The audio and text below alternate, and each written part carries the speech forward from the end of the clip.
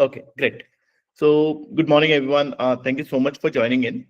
So, basically, today's session is on case interviews made predictable. We'll cover it in 20 minutes. And today we are going to cover the case on an interesting case, which is again inspired by a real case by McKinsey and Company with a Turkish kitchen and homeware company, which is very large. Almost, I think it is approaching $1 billion in revenue or valuation. So this is about this Turkish company, which is a kitchen and homeware. Basically, they sell kitchen and homeware stuff, right? They wanted to leverage AI to improve their business, right? So that's the background. And what we'll do, we'll take this case and yeah, definitely to make this case presentable and to discussable with the students and people who are preparing for case interviews. I've used a lot of fictitious data and analysis just to show that generally what happens when you have to evaluate AI for a larger company like this. Right, so we'll go through that, right, and we'll go through step by step. So let's start directly with the case. So the case is basically there is a client uh, which is a family-owned kitchen and homeware company retailer operating hundreds of stores globally and also their fast-growing e-commerce business. Right. So they recently piloted an AI-powered shopping assistant on their website, an app that helps customer discover products conversationally. Okay, so basically it's like a digital in-store assistant. They have piloted with a AI-powered shopping assistant, which generally basically it helps customers discover products conversationally. So it's like a chatbot, right? And this pilot showed strong early results. And now leadership want to know or decide that should this company scale AI across more parts of the business. So right now we just kind of succeeded the pilot, and now they want to evaluate whether should we scale this AI across more parts of business, and if yes, where should they prioritize to maximize value? Where should they actually invest money to maximize value in AI? So two parts, right? Where should they scale AI across the parts, different parts of the business, and if yes, where should they prioritize to maximize value? Now, whenever this kind of case or any case is given, you may or may not know some terminologies of the case. If you want, you can you can ask recruiter, right? That is what is expected. You can ask recruiter, what is this company, what exactly are their some of the products, where they sell. You said globally means which all countries. You can clarify those questions. That is absolutely fine. If you're not aware of anything, you should ask to understand this context or these terminologies better, right? So the first and foremost approach for any case interview, as we know, right, with this framework, is clarifying. So first and foremost thing you should be doing is clarifying the question itself. So, I mean, again, two parts to it. One is paraphrase. Just paraphrase your understanding, whatever you heard. Make sure that you have heard it correctly. So you can just kind of paraphrase that, okay, our client is a kitchen and homeware company. It has piloted with an AI powered shopping assistant. Now it wants to scale it. And all those things, whatever you heard, you can pilot it. And definitely use pen and paper to make notes so that you can refer to that, right? So that's what is the first thing you should be doing, right? Is basically paraphrasing your understanding for the case. Now the second part of the clarification or clarity will be, you should clarify the problem. You should ask questions in order to clarify the problem, not to solve the problem but to clarify the problem. So what could be some of the good clarifying question? Let's look at them. Definitely, first should be, what is their primary goal? Is it revenue growth? Is it cost reduction, customer experience, or all three, or any one of them, or any mix of them? It's a very good idea for any decision making at a higher level. Try to check with them what is their objective, what is their primary objective if there are multiple objectives. Always clarify that. That is very important. Second, you can also ask about what is the scope of AI. Is it only e-commerce business? Because we heard, right, that they have two types of business, two channels. One is traditional retail stores and one is e-commerce, which is fast growing. So do they want to use this AI only in e-commerce or in physical stores as well, or both, right? That also you should clarify. Do we have any performance data from the AI pilot? It's a good idea to check that data. So excellent idea to check that data. What has happened? What has happened because of that AI which we had piloted? What was that AI? It's a great idea to ask this question on. Are there any, and then you can check with some constraints. Do you have any constraints? Anything which you think should not happen, right? Budget wise, capability wise, any plan wise, any near future regulatory perspective wise, is there any constraint which I should know about, right? And yeah, I mean, last question you can ask, it's okay, even if you don't ask, like it's leadership looking for quick wins or a long-term transformation. Generally, leadership will look at long-term transformation also. They will say, okay, look at whatever we can do in the short term, but definitely we want to succeed in long term for sure, right? So these are some of the good clarifying questions which you should ask. What you should not ask could be, what industry is this client in? I mean, you know already it's a home and kitchenware. Can you tell me more about companies? So very broad question, doesn't make sense. What is company's market share in kitchenware? Not relevant. It's not relevant to know market share. How does it help, right? I mean, a good question could be, what its competitor doing. Do we have any data, any fact around what its competitor are doing in terms of AI? Right? Those could be good questions, but these are some of the bad questions which you should not ask or avoid. It will not give a good impression to the recruiter. Okay. So with that, you have clarified the question, you got some clarity. They might say, okay, you assume whatever you want to assume. We have this much data only, or this is the data, whatever it is, right? They will say, and then based on that, you move forward. And even before getting into creating a framework, understand what is the objective which is expected from you in this case. What is the objective which is expected from you in this case? It's a good idea. It's a good idea that you clarify, okay, this is what I am supposed to do in this case. Is there any other objective, or is my understanding correct? Right? So that's a good thing. So maybe you can ask something like that, okay, just to confirm, my objective is to evaluate, should the company scale AI across more parts of the business or not? And if yes, where should you prioritize to maximize value? Is there any other objective? Is this objective, my understanding of the objective correct? Right? All those questions you can ask to make sure that you involved. Now, recruiter is also clear, right, that what he or she is expecting from you in this interview. Till now, it might be a very broad statement, right? But now both of you are at the same page in terms of the expectation from you in this case. Okay. So that's the second thing you should be doing. So you clarified the problem, you set the objective. Now you need to create a structure. How would you solve this problem? How do you approach? What framework will you use to find out that whether this company should use AI or not, and at the same time, whether it should, where it should use, if it is to use, right? So now when I say framework, don't consider a framework like a framework which you might have already read, Porter 5 forces, all those. You can use that if they are fitting. But more importantly, what I am saying is a framework which is a structured approach, maybe 3 to 5 buckets, which you want to look at to evaluate whether it should use, or whether it should use AI or not in the entire company. So that's what. So what are some of the factors would I look at? Value levers, where it can generate value. Feasibility, very important. Economics, what is the ROI, and the risk.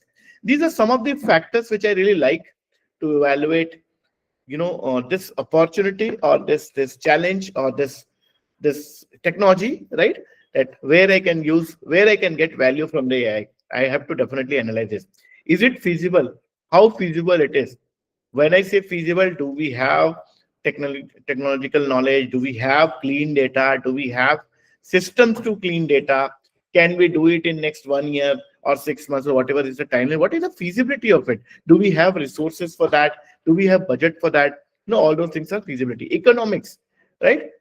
If I invest 100 rupees or $100, how much will I get back? What is my payback period? In how much time I will get back? What is my, ROI? All those things you need to consider. And risk, very important. Any business decision or any decision, you should definitely analyze your risk.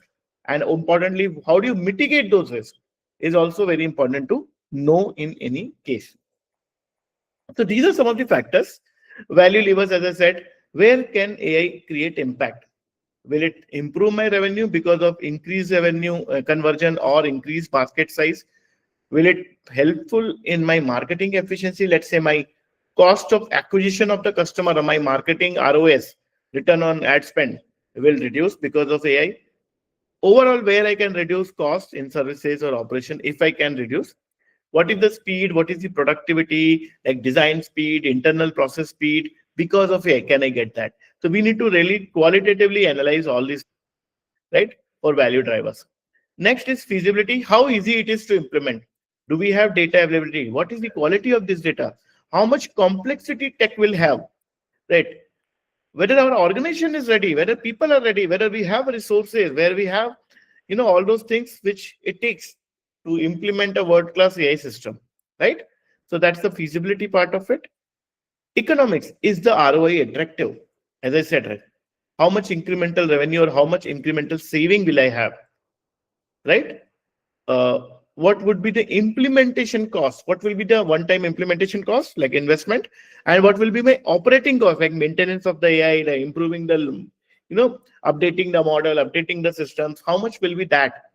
Support staff, training things, and all those things. What is my payback rate? How much time it will take to get my money back or my investment back because of this implementation of AI? And risk, can we mitigate some of the risk? How can I mitigate my technological risk?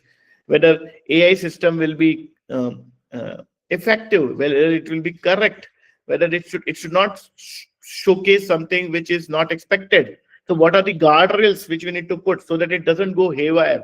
It should not hallucinate, right? All those technological risks. Data quality, do we have quality data? Because as you know, right, garbage in, garbage out. If your data is not good, it doesn't matter how good your AI model says. Implementation risk, can we implement on time? Can we implement at all? How much time it will take? How much money it will take to implement this? Will people adopt it? AI adoption. Culturally, will people adopt it? How should we, how do we create a plan to ensure that people are adopting it? How we engage, how we educate people, how we excite people to adopt AI. Yeah. So these are some of the AI risk which you need to consider to decide, right, whether, at least qualitatively, whether we should adopt AI or how should we leverage AI for our company. So this is a framework you may want to use. Now with this, what you have done, you have showed your structured approach to the recruiter. Okay. So till now, till here, what we were doing is we were clarifying, we are setting the objective, and we are setting a framework. Once that framework is discussed and you discuss all the parts of the framework, typically you may ask some data. He may say, okay, the recruiter may say, okay, to analyze the ROI of this particular AI investment, what data will you need? Or generally they will give their own data, right, and tell you to analyze it. So we have some data. So let's see some data. So let's say this is the data we got. And so we have got data of 3 use cases. One is AI shopping assistant expansion, like we use AI. So there are 3 things which we are evaluating right now. 3 options or 3 use cases right now we are evaluating: AI shopping assistant expansion, AI marketing optimization, AI customer service chatbot. So AI shopping assistant, marketing, and customer service. These are the 3 areas where we are looking to use AI. Let's see. Current baseline is 2% website conversion, meaning if 100 people comes to website, 2 people convert. AI marketing optimization, right now we are investing $50 million in ad spend. And AI customer service chatbot, right now we have $30 million service cost. Let's say it is estimated that because of AI, my conversion will increase by 1.5 percentage point. Let's say my marketing optimization will be 20% ROI, means same sales with less spend. So same sales. So instead of $50 million, we are spending $40 million for the same sale. And if I use AI, my overall costs will be reduced by 25%. This is the meaning of this particular thing. Now, another thing they have given is the baseline. So this is the current baseline percentage. Now they have given the current baseline. It's a repetition, $50 million, $30 million. Here the revenue is 40, 100 million online revenue. So we are looking at online e-commerce channels only, right? So right now my online revenue is $400 million, and implementation cost is also given. Now what we need to do, first of all, we need to quantify the benefit of all the three cases and then compare it with the implementation cost and see which one is more efficient and which one is more effective, or which one will generate more value. So let's look at the absolute value first. With this, what will be the absolute value will be created in these three areas if I use AI. So let's see. Revenue uplift from AI assistance. Right now, my baseline revenue is 400 million. Conversion rises from 2% to 3.2% to plus 1.5, which is 3.5%. So my net revenue, change net revenue will be 400 into 3.5 by 2, which is $700 million. So what I'm saying is, if I use AI assistant, it is expected that my conversion, because of my increase in conversion, my revenue will increase by 300 million. And hence the corresponding profit, let's say the profit margin is 10%, the corresponding value, the corresponding money coming to the kitty of my company will be $30 million. So that's the additional absolute value I am getting if I am using shopping assistant. Second is marketing optimization. You remember, right? We have improved the shopping, cost optimization, marketing cost optimization by 20%. So we are saving 50 into 20% of 50 million, which is 10 million annually. So I am saving 10 million annually if I use AI in marketing optimization. And customer service, so it is said, right, 25% reduction. So I am saving 25% of 30, which is 7.5 million annually. So these are the absolute saving. 30 million for the AI shopping assistant, $10 million for marketing optimization, and $7.5 million for customer service saving. So if I compare it with my implementation cost, and hence I will try to, let's say, calculate something called payback period, means how much money, how much time I will get to get back my investment. So let's see. For shopping assistant, the annual benefit is 30 million. Implementation cost given, which is $8 million. So approximately, in 1 year, less than 1 year, right? Because I'm getting 30 million profit while the implementation cost is 8 million. It's very less, right? It will be, maybe like 3 to 4 months only, right? Like this is what I am getting in payback. Marketing AI, almost 6 months. And service chatbot, it will be, again, it will be 1 or 2, like, because my implementation cost is 6 months and my saving per year is 7.5 million. So in months, it will be less than 1 year. You can exactly calculate. What you can do, you can say like 30 million is what. So let's calculate that. 30 million you're saving in 12 months. So means 2.5 million is what you're saving in per month. Now, your investment is 8 million. So how much time did you take to recover this, 2.5 per million per month? So for 8 million, approximately 3 months is what you get for getting your payback period, right? I mean, a bit more than three months, because it is 8 million. Within 3 months, you can recover 7.5 million. But still, for this discussion, we can assume it is almost 3 months with which you can get the money. For this, in 12, in 12 months, you are getting 10 million saving. So meaning 10 by 12 is your per month saving, right? And you have 5 months. So approximately 6 months is what you will get to recover this 5 million investment. Now 7.5 million per divided by 12 is the per month saving. So to get 6 million, you might get approximately, I mean, we need to calculate that 7.5 by 12, and because it is 6 months, so how much time we'll get, you have to calculate. It will be around 10 months, 11 months, right? Is what you need to calculate, right? So this is the kind of calculation you're doing. And now what you get away from this data is that the maximum benefit you're getting, if you see, is because of shopping assistant. So if you really want impact, we should definitely, high impact is this thing. And even our ROI is less, it's only 3 months, right? Because our implementation cost is not much, right? So definitely we need to prioritize this, but we should not ignore these also. These are also good, right? This is 6 months, 10 months.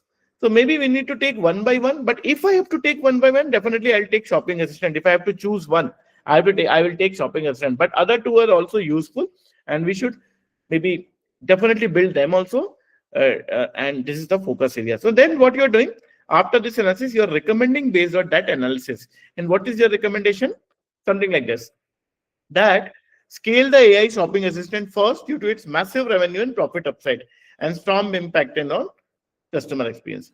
Simultaneously expand AI in marketing as it is offer quick, low risk, cost saving with faster AI ROI. Roll out the customer service chatbot next as an operational efficiency play once data and systems mature. Build a central AI capability and strong data foundation to support long-term transformation across other functions. So these are some of the areas which you can give your recommendation on, and you might expect some cross questions from the recruiter, like a risk. Don't you think that using shopping assistant AI can hamper the customer experience if it gives bad data or bad analysis or bad recommendation? Definitely. Then you need to respond by saying, okay, this is what we should do to mitigate that risk. Like we should train the chatbot in a way that it doesn't create or generate any fictitious data or any fictitious or wrong recommendation. We need to have those guardrails. They need to work on that before rolling it out. We need to train our people. We need to clean data, right? These are some of the mitigation strategy you should talk about when you get any cross question from the recruiter. You need to think like, okay, for this risk or for this objections, what could be a logical way to handle that objection, right? And give that. So with that, we have discussed, and as I said, it was a real case inspired by McKinsey and its client from Turkey, which names is Karacha. Although the case was inspired from this, but the actual, from this, but all this data, approach, story, everything was fictitious. I just made it up to just give you a case exercise. But yeah, this is inspired by a real story, I could say, of McKinsey and its client from Turkey. And this is the link. You can read more about it. Okay. So with that, let me close. So this is the framework you should use: clarify, objective, structure, analysis, recommend. Just to summarize, listen carefully, paraphrase your understanding, understand the objective of the case. Do not jump to solve the problem. Show your approach, show your framework, take interviews hint, think aloud. It is okay to get stuck, but don't give up, right? Have always a mindset which is logical, structured, and do not get disturbed by anything which you get stuck. Recruiters will give you hint and take those hints, right? These are some of the resources. You can go through them. We also do one-to-one mentoring, career guidance, resume review, mock interviews.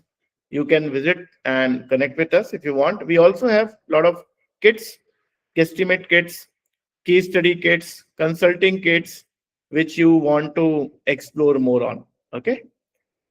And thank you so much. Let's be in touch. And all these videos are being, hosted in YouTube, so you can always go through them. And yeah, I mean, if you have any doubt, anything, please reach out to us. Thank you so much. All the best.